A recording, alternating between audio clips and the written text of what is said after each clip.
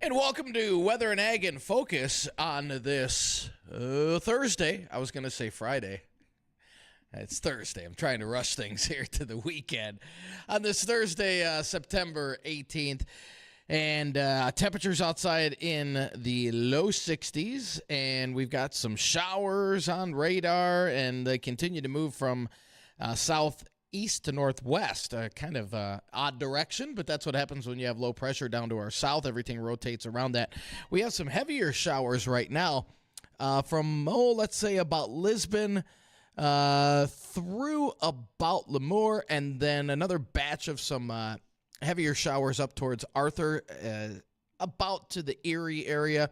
That'll be moving into the Page area here within the next 15 minutes. And then some lighter showers north of that, Mayville, extending through Climax and into the areas of northwest Minnesota. Grand Forks, you really haven't seen hardly anything yet, but you do have some shower activity just down to your southeast. I'm Chief Meteorologist Dean Wysocki, along with our Ag Director, Bridgette Readel, and we've got a big variety. We were talking about this in the office, Bridgette, just across Cass County. Just a wide variety of precip totals from 2,300s at Gardner to 9,300s just down the road in Prosper. So, I mean, 0.7 of an inch difference in a very short distance. There's been a lot of change in intensity across the area. Pretty widespread, as you said it was going to be. Bismarck has had probably about an inch. Back in McIntosh County, they were pushing an inch in some areas. This will certainly add to the overall rain totals that Can-Do, Devil's Lake, and those areas have had, which will probably put them over 8 inches of rain in the last week. That's crazy. But the good news is those hardest hit areas, like you said, Devil's Lake Basin, they shouldn't be getting as much out of this as, let's say, areas of the south central and southeastern part of the state. But there's areas that don't need anything, and then there's some areas like around the FM area where we could use a little drink of water, and we've picked up a little over a half inch here in the FM area, and we're looking at, again, those showers continuing as we head throughout the day today. Now, as we head into the afternoon, we're going to see a little bit of a break in the activity, not totally shutting off, but becoming a little more scattered, and then more showers will become a little more widespread as we head after the evening hours. We'll top out in the 60s today, and then bottom out about 60 overnight tonight. Now, we'll see those showers become a little more widespread as we head towards, let's say, after the midnight hour. And then Friday looks wet. If you have outdoor plans Friday, forget it. It's going to be raining all day, on and off, kind of like today, but just generally wet, mid-60s. And then as we head into Saturday, the rain shuts off. That's good news for Westfest. We've got the parade at noon. We've got the concert at night. I think we should start to dry out, it looks like, by that time, with highs in the upper 60s. And then Sunday, the pick day of the weekend, with temperatures in the mid to upper 70s as sunshine returns on Sunday. Sunshine returning is a big deal. And one of the reasons I say that is because here in September, we are focusing on the month of September as a suicide awareness month. And we are especially wanting to focus on that for those who are farmers, ranchers, and involved in agriculture. There's a lot going on right now.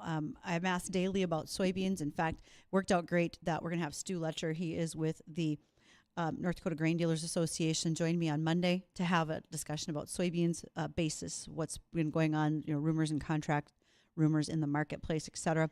But I think in the grand scheme of things, we have to remember how hard it has been overall. I had some tweets this morning that talked about, is it a farm crisis or a credit crisis? And depending on your perspective, it could be both. If you think about the credit card crisis debt load that people are carrying in the United States, in some ways, farms are similar, right? You are a small business. You have to upgrade in equipment, and sometimes that can be an overextension. There are times where I hear that, farmers shouldn't upgrade to all that stuff. You should farm with the old things. Well, technology moves on, right? And we need to do things differently. Cattle are having a great run. I'm very excited for all of our ranchers and cattle producers out there, but I do know that there's a heavy weight on a lot of our folks who are, especially in the corn and soybean rotation. And so with September, we are focusing on how we can help people, where we can find additional resources for them, and any sort of background. We have sponsors for this segment throughout the month of September: Prairie St. John, Maple River Grain and Agronomy, Gowan USA, and Valley Christian Counseling. And when you talk with these folks, particularly the Valley Christian Counseling, they want you to remember that they are located right here in Fargo on Nodak Drive. They take a whole person approach with mind, body, and spirit. And additionally to counseling, they have expanded services that include occupational and physical therapy. So there's a lot that can be done in regards to working through what you have in the case of depression, anxiety. We don't want it to end in suicide. We want everyone to be aware of the resources and help that's out there. Remember, 988 is a suicide crisis hotline. It is open to anyone who needs it. And the AgriStress hotline is available 24 hours a day, 7 days a week, where people are able to answer that phone for you, and they have a background in agriculture. If you are looking to call that helpline, it is 1-8333 897-2474.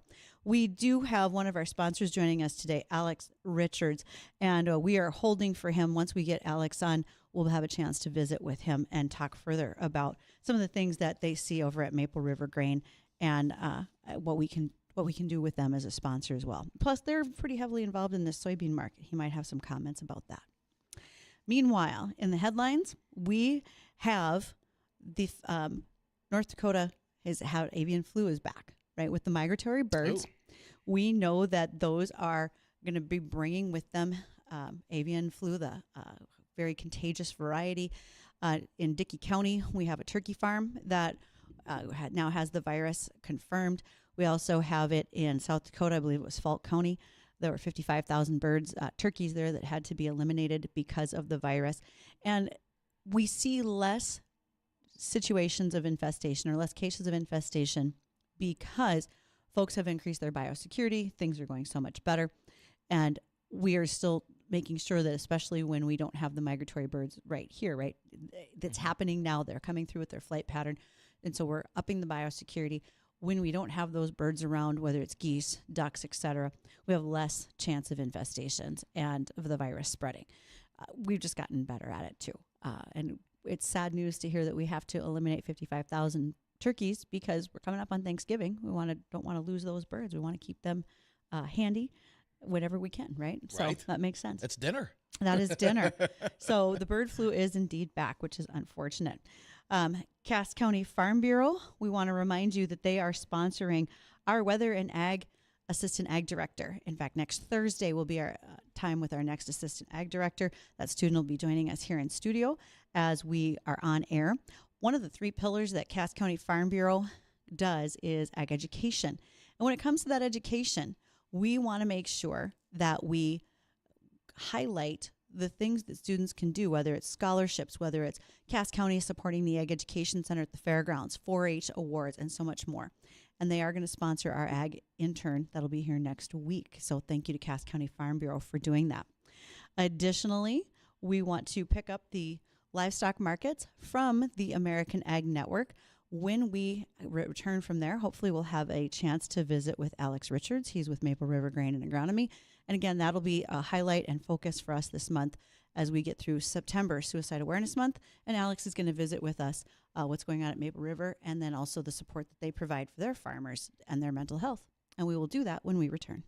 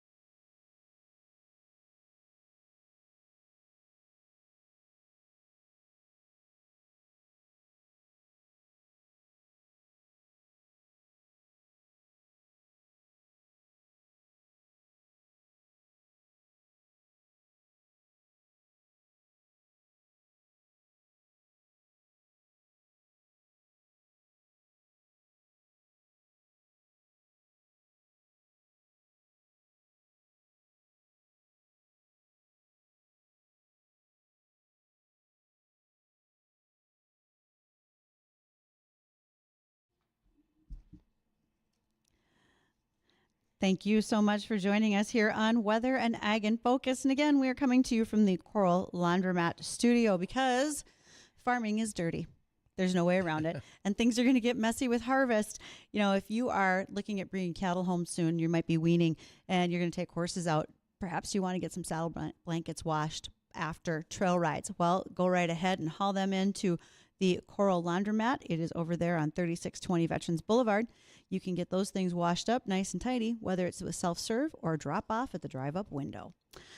We are looking forward to having Alex Richard join us. Alex is with Maple River Grain and Agronomy, but haven't reached him quite yet. Meantime, there are always things that we can be visiting about. Sure. One of them is that we know we're going to be storing a lot of grain this winter. Right now, we have folks that elevators may not have all the space that they once did as they are trying to recoup from the weather we've had this summer. And we understand fully that some of those older bins are going to be brought back into service. If you are considering that and you want to make sure that your bins are in good shape, inspect that concrete foundation. Look for cracking and uneven settlement. Are you checking to see if you have any leaks at the bottom? Has there been some tin that's been punctured? Have rodents gotten in there? That kind of thing. And get it cleaned up. It's not so easy as, I have a steel bin. It's fine. We'll just throw them in there. We'll just throw grain in there and it'll be okay. And also the roof, because you may think that there wasn't any damage in a storm to that particular bin, but if you go in to an empty bin, notice I am prefacing that with an empty bin, you would want to make sure that you look up and what do those ceiling panel or those roof panels look like? Has there been any damage? Is anything bent? And then wiring, because I mentioned this the other day. A lot of our electrical wires have a coating that is made from a soybean oil. So mice think it's tasty, which is irritating as all get out when you need to go in and start up a piece of machinery or, like you said, dryers on bins or the fans, etc. And mice have chewed through it because they thought it was, really delicious. So those are other things that we've got to look forward to and making sure that those are cleaned up and taken care of. And then just old grain, whatever might be in there. It's nice to pull the panel off the electrical panels and make sure that there's not a mouse nesting in it. That also is a bit of a problem. And also, I think it was sort of funny that when Marcia was in yesterday and we were talking about those horse blankets that I mentioned with the laundromat, she did say off air that she had some horse blankets and they'd laid on the ground for a day or so before she took them in to wash them. And when she washed them, a dead mouse fell out. Oh. So mice look for places anywhere. They are a terrible little pest. Oof. Anywhere their nose fits, that's where they're going to go. So they do their very best to get in the way. For those of you who are looking at conservation programs and you aren't really sure what's a good fit for your farm, Conservation Technology Information Center is creating a tool that will allow you as a farmer, a rancher, or farm advisor to easily evaluate all those conservation incentive programs and figure out who gives you the best technical support right there in one place. The platform, called connector.ag, has no associated costs for farmers, ranchers, or farm advisors. Free for them to use. None of the information is behind any kind of paywall. And it currently has about 500 programs and service providers in the Midwest that are participating. The tool is continually updated with the latest program offerings from agencies, organizations, conservation partners. Again, it's called connector.ag. I think that's probably a site that a number of folks are going to be going to over the next few months as they decide what changes might be made on their operation and what could be happening for 2026. Before we came back from break, Dean made mention of a question, something you just happened to catch in the news. Yeah, Ken had a story on earlier about there was, and I didn't get what the country was. There was a country that was going to step up and help purchase some of our soybeans that China is not purchasing. And I said, which country was it? It was Taiwan. Mm-hmm. And actually, that said that for Taiwan, they were going to purchase ag products. So not just specific to soybeans, but overall products. Right. And it was in the $10 billion mark. But our overall, and I'm going to do this off of memory from last week, our overall soybean business alone is about $112 billion. It was over $100 billion. And if they're going to buy $10 billion in products, and it's not all soybean, that doesn't necessarily make up the difference of Right. what we need right now. Helps a little bit, but It helps a Yeah. little bit, absolutely. And it just thought it was fortuitous. Again, I'm gonna have Stu Letcher join me on Monday. He is executive vice president of North Dakota Grain Dealers Association, and we're going to talk further about soybeans. China has not placed a lot of orders, and where does that stand for a lot of our elevators in the region? are you hearing anything? Has there been any movement on that at all? Not really. Nothing. Last Friday we had Jim Thompson with North Dakota Soybean Right. Council and Justin Sherlock with North Dakota Soybean Growers Association, and they both said we need things to move quickly in a matter of weeks because you can And see nothing in the government moves pressure. quickly, None. unfortunately. None. I did see a statement today by USDA Secretary Brooke Rollins in the last few days. She's made mention that tariffs could pay for potential aid. Sure, there's the potential for that. But farmers would just like to be able to sell a product. And being unable to sell a product right now is the entire holdup. We would rather not have to have an aid package. Right. We'd rather be able to sell. For those who have questions throughout the day, again, you are always welcome to call us on the JLA Insurance phone line. That is 701-293-9000. You can follow us and watch. You'll be able to do that on Facebook, YouTube, as well as Acres TV under WDAY Weather and Ag in Focus. And we had Wednesday weather trivia last week. I feel like we should have done it today only because it's been rainy. People might be in the shop and paying more attention. So Right. I look forward to what next week's going to be. However many rain gauges we have, let's keep giving those away. as Yeah, often as we next can. week, taking a peek into next week, it looks much drier. This is good. Now, we were hoping we'd get back into the 80s next week, and it looks like we'll be approaching 80 by the end of next week, maybe into the following weekend. We get to around 80, but it looks like a pretty dry forecast. There's going to be a storm system to our south, another one of those pesky upper-level lows that traverses through the central plains, and that will give areas to our south some rain. Some of the models are trying to squeak that a little further north into our area, but I think right now that looks like that's going to stay to our south, and most of next week looks pretty dry around here. So after this little rainy stretch here, we should start to dry out as we head into next week. Slight chance of a little bit of activity on Monday, but other than that, I think next week looks pretty good with a lot of 70s in the forecast. All right. Well, we've got a question from Tom before we get to our bottom of the hour news. Tom, please go ahead. Yeah, say just real quick, Bridgette. So I'm guessing the Budweiser plant in Moorhead is not accessible for storage for grain. So is that it? that's let me see if I can fill in some background there. That Budweiser plant in Moorhead, which is over by like Menards and so forth, right? Right. So right. Budweiser decommissioned it. They are no longer accepting barley at that plant. Right. I know. At this point, could someone else be using it for storage? Potentially. I think there would need to be some upgrades because part of the problem why Budweiser is not taking barley there, one, the barley market and acres are down. Two, it would have needed some upgrades at a fairly serious cost in order to be able to do that. So if someone Even just for storage. Yeah. So I think because if you don't have everything good upkeep or if you have to make changeovers, you've got underground conveyors, you've got stuff overhead. Are those tanks in good condition? And holding different types of grain can also mean some changes and upgrades to it as well. Oh, too bad. Yeah. Okay. Yeah. At this point, I don't see anyone saying that they're going to be leasing that for storage. Be interesting if they did. Oh, that's too bad. Yeah. It's so huge. It's a big storage facility. Yeah. It's also fairly hard to access by truck anymore because of the traffic. It's great that it's on a rail line, but bringing truck traffic in there is a little more difficult. Yeah, a little bit, but not too bad. You still have a truck entrance, and you can get in from two different freeway exits, but it's not direct, that's for sure. Yeah. And it doesn't help. You have to cross a set of railroad tracks. Right. That is not convenient. No. The city you're grew right, up though, there. But, yeah. But it is, the rail stuff is nice. But yeah, that's too bad because that's sad. That'd be a sad place to turn into an apartment house. Right. Yeah. Yeah, I would say so.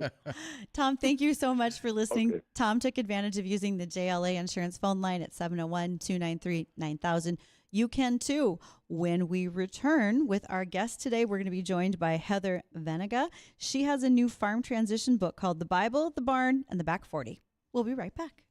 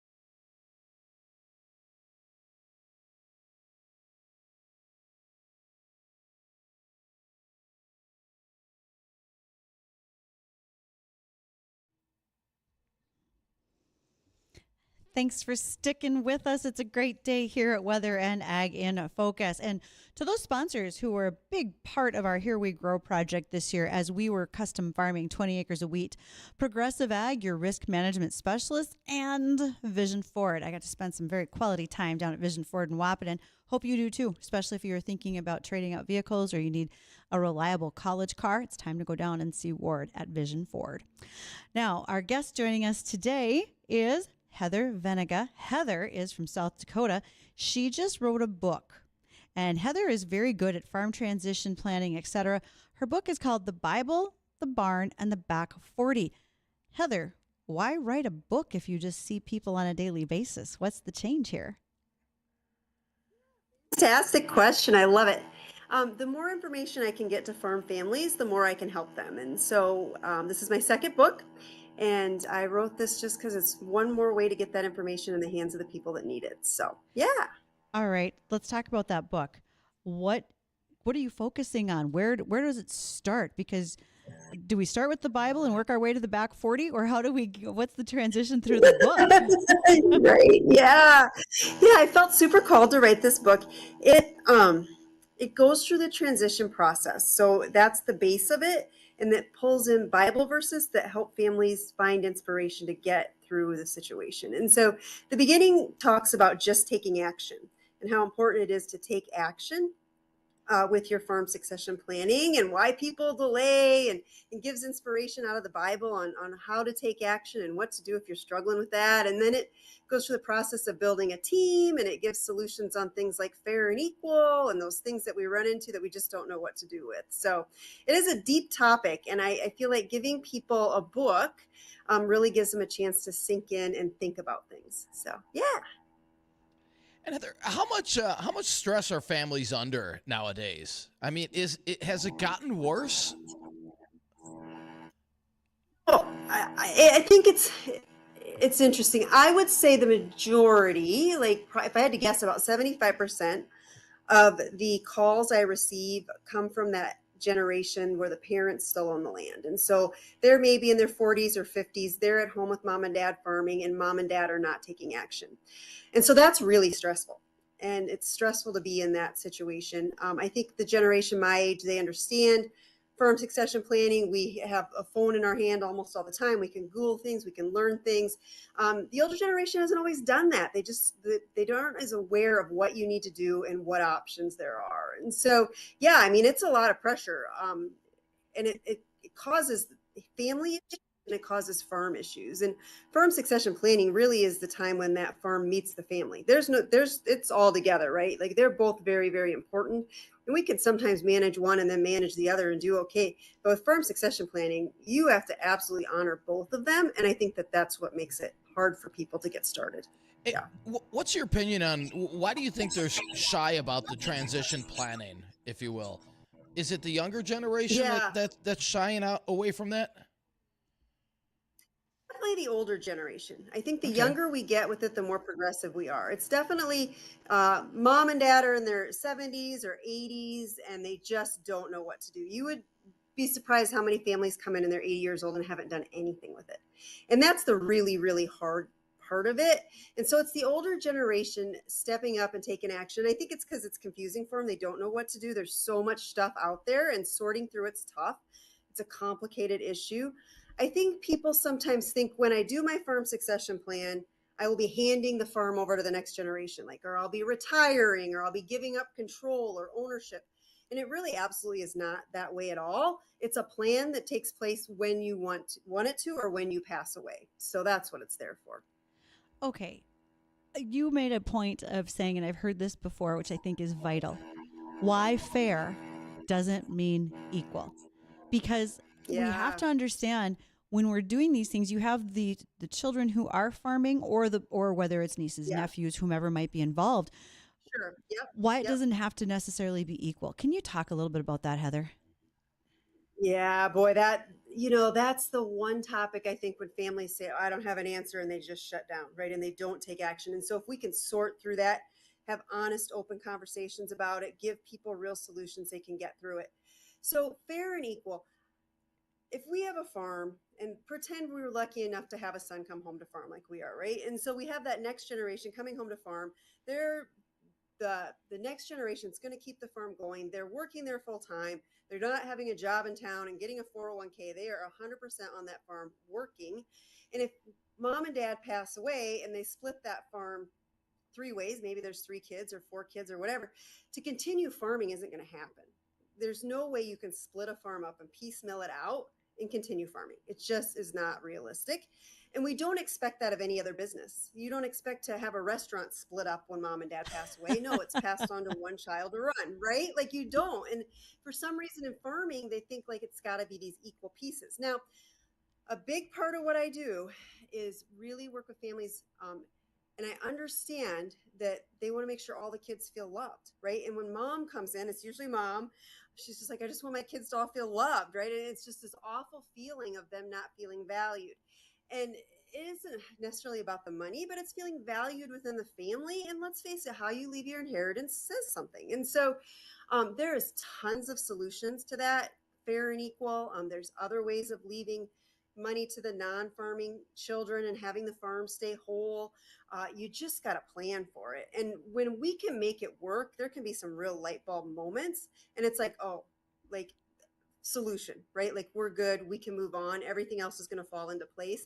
We just got to get over that hurdle. And so it's one of those things people think I'm going to do my plan and it's going to cause more conflict, and our brains are wired to avoid conflict. So it's like, oh, I don't want to do this. It's going to cause conflict. And the truth is, do your planning, get through the process, then tell your kids about it, and then it's done, right? You don't have to worry about it anymore. And so just working through the fair and equal, having honest conversations about the fact that, look, we can't divide it up evenly. It's not going to keep going. If our goal is to keep the farm going, let's be realistic about that, and then make other plans for the non-farming children. Yeah. And Heather, how did you get to this point of being able to work with farmers? I was in corporate America for 17 years and loved it. And my husband came home one night, and I had been on the road, all week long, like I always was in corporate America. And we were in Kansas, and he's like, I really want to move home and farm. I'm like, oh my gosh, really? And so I jumped off that corporate ladder that was pretty crazy anyways. And we moved back to South Dakota so he could farm. And I have this strong entrepreneurial spirit. And I knew that I wanted to do something where I could do that, be, more independent than a corporate job. And so I became a financial advisor, and I found that with our financial planning and our farm succession planning, it wasn't perfect, but it was really good. Like we had the right team, we had good solutions, good communication. It was just really good. But I was working with farm families as a financial advisor, and I'm like, oh, this isn't going good.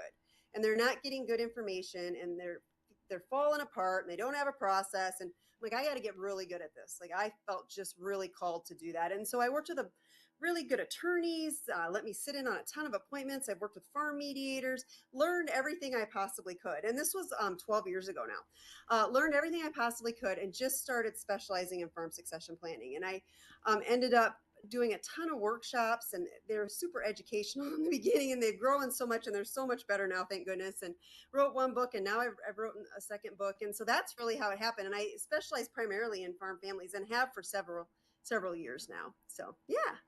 Okay, with the book, would you consider it more of advice or a workbook to maybe get people started in the process?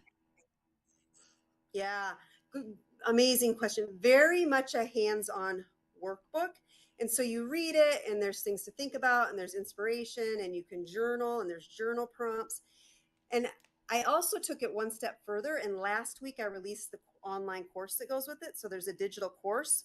So you can get the book, they can stand separately, the book and the digital course. But the digital course is 5 videos that mirrors the book, 5 videos of me doing training. Each one of them has notes, and each one of them has a handout. So you take the handout as your homework and you go do what it says. Sure. And if you're married, you can do that with your spouse. You can use it to work with your family, whoever you need to have in the circle.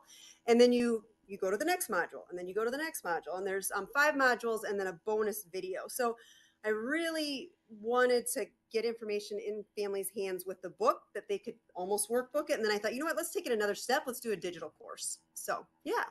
Honestly, what's your favorite chapter you wrote in here? Oh, it's the action chapter. I'm just absolutely if I had a magic wand, I would just want every farm family just to take action, because once you get started, you make it happen. And the other thing that in another chapter, second place would be the having your dream team. And it's really hard. I have families come in and they're like, they've worked hard, they're trying, right? They're trying to get through the plan and they can't. And I'm like, well, who's on your team? And usually we're either missing a team member, or we have a not a good team member. We don't have We a don't even know we need a team. team. We don't have a team. It's that team. And I'm like, it's not your fault. Like, I know you've been really frustrated and you're really trying. You just need to get some new team members. And we all work together. So attorney, CPR, financial advisor, a firm strategist, and then somebody that helps with risk management. We need to be on that team, and we all work together. We don't compete. And I think people sometimes think, oh, I'll just go to one. And you really need the whole team to make it happen. Yeah. Do you think with the current situation we have in the farm economy, and I don't mean cattle, I'm going to take that aside, but I'm going to talk about commodity crops like corn and wheat and soybeans. Do you think that folks are going to do less transition planning in 2025 because they are concerned about the financial stability of their operation or somebody being able to take it over? Or do you think we're going to continue because we are at a point where we absolutely positively have to make changes in ownership? So this is my thought on that. I think if people are going to do it, they're going to do it. And when farms fail in transition from one generation to the next, 75% of the time it's because of lack of communication. So if you pass a farm on to the next generation and it fails, 75% of the time it's lack of communication. So it's not that there wasn't anybody to step up. It wasn't that we didn't have enough money. We just failed to lay out everything correctly and have good communication about it. And so I have not, over the years, I have not seen a change in the amount of farm succession planning based on what's going on in the farm market. I really haven't. I think it's more based on just getting information to people, right? And people tend to do it as they get older. Something happens in life, and all of a sudden, mom or dad realizes they can't do this anymore, or the younger generation steps up and says, "Look, we've got to get this done now." Tends to be more tied to the family than what the finances of the farm are. Oh my, I bet it does. Well, Heather, folks are listening. They're interested. Where can they go find the book, and you for that matter? You and I know each other mostly through social media. We've met once in person, which was great. We did. We got to. That was so exciting. Yes. Harvest Legacy is my Facebook page. That's a great place to go. Facebook Harvest Legacy. You can always Google Heather Veningay. I am all over social media. You'll find me on there. Reach out. My phone number's on there. And that's probably the best way. The book is on Amazon. If you get the book, you can scan the QR codes, and there's handouts in there. So yeah, that's the best place. Harvest Legacy at Facebook. Well, greatly appreciated. Thank you very much, Heather. All right. Yeah, thanks for having me. It's been an honor. Thank you, Heather. And when we come back, we're going to recap what we're looking at for the next 24 to 36 hours. I'll give you a hint. Looks a little wet, but the weather does improve for later in the weekend and next week as well. I'll have more on that, and Bridgette will have some topics as well. So don't go anywhere. We'll be right back.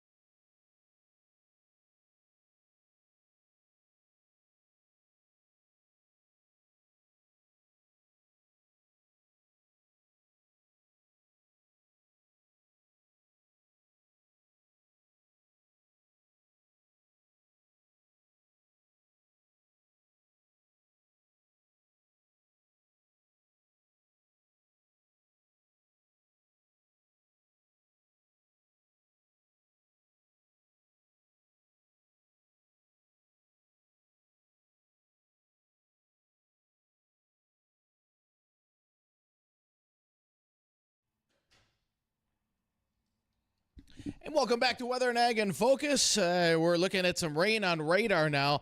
Most of this west of the valley, I should say, raining right now from Hunter through just south of Castleton, and looks like some steadier rainfall out around the Grand Rapids, Lemoore area.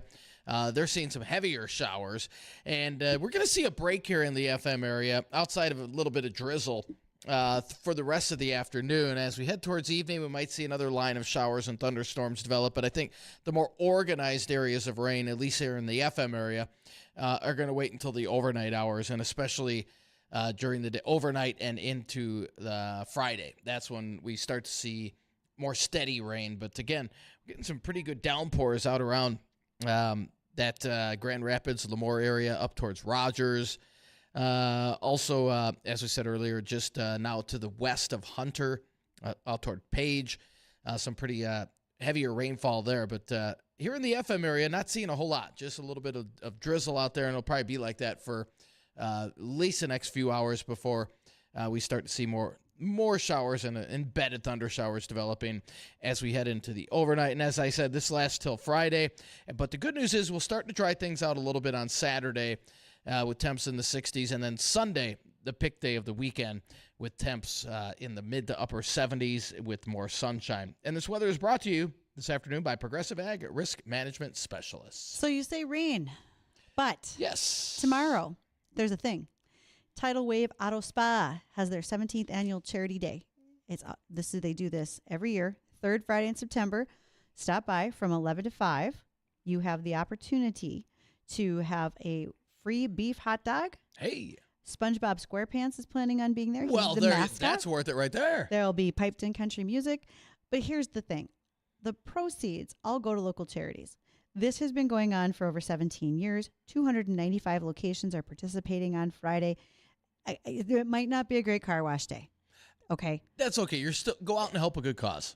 Drive by, flip them $20, $30. Right. Come on. That's worth it right now because that money goes back into our local communities and charities, and every little bit helps. So this is a more organized car wash than like the high school golf team, but nonetheless, this gives us an opportunity for us to support locally. And again, that's at Tidal Wave Auto Spa, which is located over there between Walgreens and Red Lobster on 13th Avenue.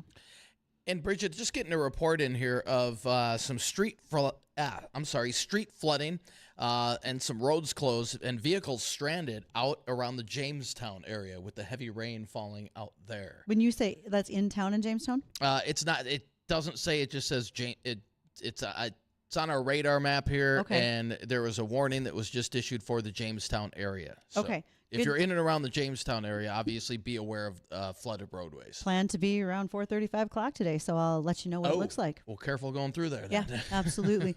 We've had that out in that area before. There are some, especially west of Jamestown, there are some low-lying sloughs that in heavy rainfall has actually swamped the interstate. Do not drive into water if you obviously, don't know. You don't know how Rushing deep it is. Water, you don't know how deep. You don't know if pavement was eroded, culverts blown out. There could be something in there that you don't want to be a part of. Right. So we got to be careful out on the road. Otherwise, we look forward to all of the things that will happen weather-wise. Those events, some of them are rain or shine. And don't forget to keep them on your calendars and get to them. Much appreciated when you do. Looking forward to tomorrow, Cindy Smith with Gowan USA is going to join us. We will be talking about what's going on as far as the Make America Healthy Again and the perspective from many in agriculture, commodity groups, as well as a lot of our companies, how we feel and what Cindy sees. She is a regular in Washington, D.C., and part of these discussions. And with the most recent MAHA report that's been sent out, I'm looking forward to Cindy's opinion and reaction. Good deal. Yeah. Well, we'll look forward to that tomorrow. And again, if you're going to be out and about today, if you're out around the Jamestown area, watch out for the possibility of flooded roadways. We've gotten notice of that. So for Bridgette, myself, want to thank you for joining us. Don't go anywhere, though. The Jay Thomas Show, it's coming up next.